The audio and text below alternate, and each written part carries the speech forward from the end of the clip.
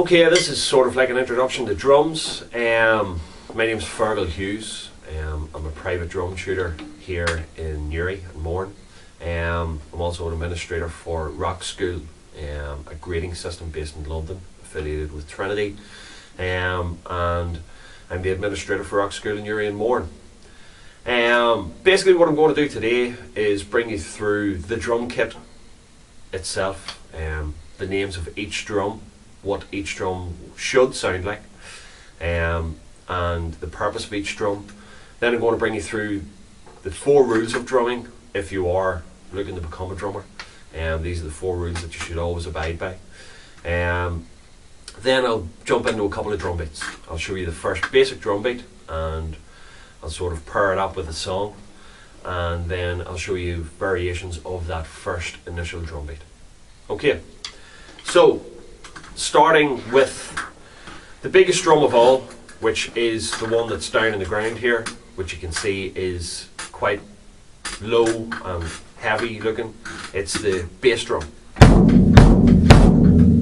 Again, the bass drum is the lowest of all the drums. It got its name bass drum through the way that music is written. Bass will be down low and treble will be up high.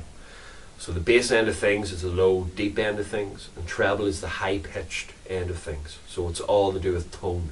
So that's what tone is. Again, the bass drum. You use the bass drum via a bass drum pedal. Again, the pedal will have a plate on which your foot sits, and with a bit of force, you move the mallet and hit the mallet against the bass drum's skin.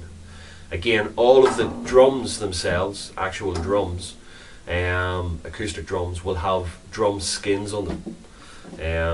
Usually see-through, clear ones for the toms, and a coated one for the snare drum.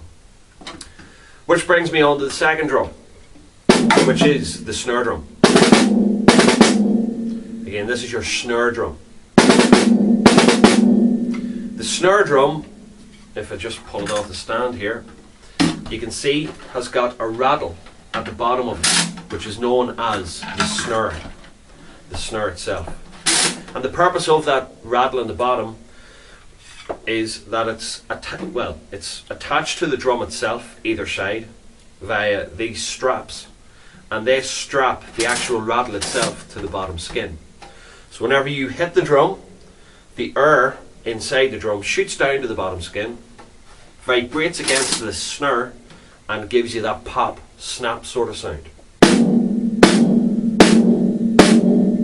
The air then escapes through a ventilation hole. All drums will have a ventilation hole due to there being a skin on top and a skin on bottom. If you were to hit it too hard, the skins are only plastic and the wood burst. So therefore there's a ventilation hole which lets the air inside the drum escape. Okay, so that's a snare drum. Moving on to the other 3 drums that we have on the actual drum kit. These are what you would call tom-toms, or as a lot of people would call them, majority of people would call them toms for short. Now you've got 3 toms usually behind the drum kit. You can have as many toms as you want or as little amount of toms as you want. But with your standard drum kit there will be 3 toms. There will be your high tom, your middle tom, and your low tom or floor tom. Again, you can hear the tonal difference from high pitched to low pitched. And